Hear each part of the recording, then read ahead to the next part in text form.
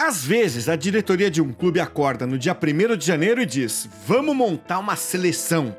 Lembra do ataque dos Bad Boys com Edmundo, Romário, Sávio?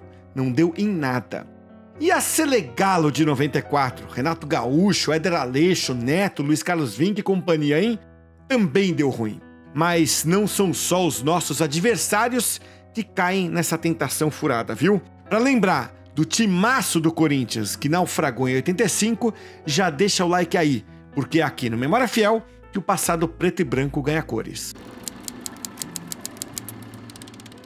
O corintiano terminou 84 frustrado. No Brasileirão a gente naufragou na semifinal e mais uma vez o primeiro título nacional foi adiado.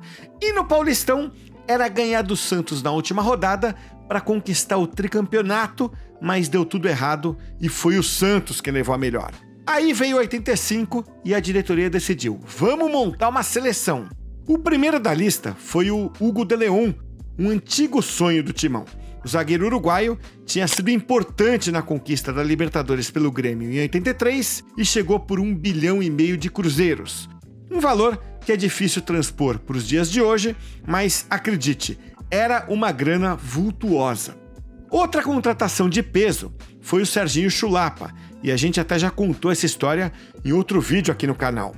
Além deles, tinha também a volta do Casagrande, que, por motivos mais extracampo do que por desempenho, ele passou 84 emprestado ao São Paulo. E esses caras se somaram a alguns reforços de peso que já tinham chegado em 84. Goleiro Carlos, zagueiro Juninho, lateral Edson, volante Dunga, ele mesmo, Dunga, e o ponta João Paulo. No papel, era um timaço. Dá uma olhada na escalação base. Carlos, da Seleção Brasileira, no gol. Edson, da Seleção Brasileira, na lateral direita. A zaga, De León, zagueiro da Seleção Uruguaia, e Juninho. E Vladimir na lateral esquerda, que era um patrimônio nosso. No meio de campo, Dunga como volante, ele que era da Seleção de Juniores.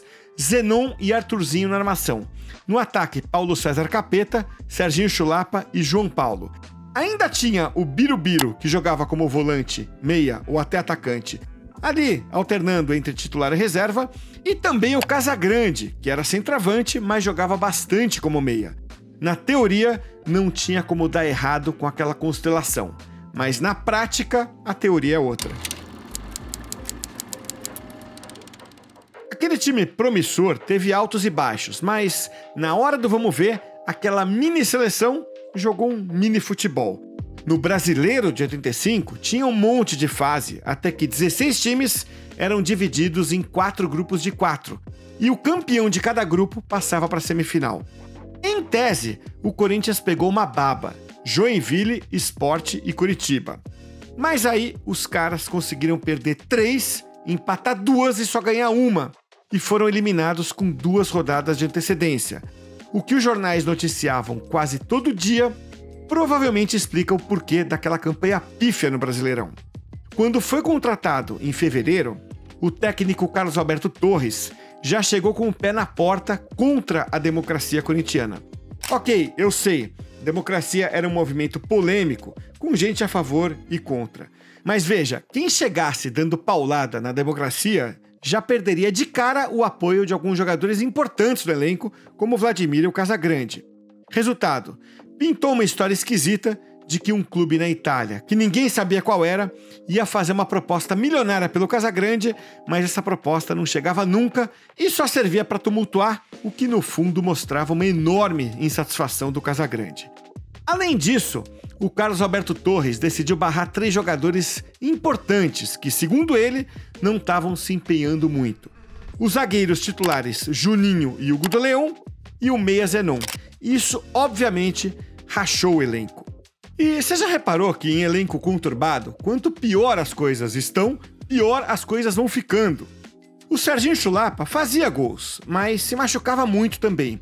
Ele passou o ano prometendo finalmente pagar a dívida com a torcida e deslanchar, mas isso nunca aconteceu e ele próprio foi se frustrando. No fim das contas, o Carlos Alberto Torres foi demitido e o Mário Travalini foi contratado como novo treinador. O ambiente no elenco até melhorou, mas no clube como um todo não. Por exemplo, o Dunga acusou o vice-presidente de futebol, Antoine Gebran, de ser fofoqueiro e desagregador. Segundo os jornais da época, eles mal se falavam. Só para acabar de tumultuar, ainda teve eleição e o Roberto Páscoa se elegeu. Daí, a oposição e a situação passaram o resto do ano trocando todo tipo de acusação, até com ameaça de impeachment. Nada muito diferente de hoje, né? Com tanta turbulência, o Corinthians conseguiu a proeza de terminar em quinto na classificação geral do Paulistão, atrás do Guarani e da Ferroviária. Pode isso. E claro, ficou fora da semifinal. Conclusão, muita gente não ficou. Entre o final de 85 e o início de 86, teve uma debandada de jogadores que picaram a mula. De Leon, Vladimir, Dunga, Arthurzinho, Zenon, Serginho Chulapa, foi todo mundo embora.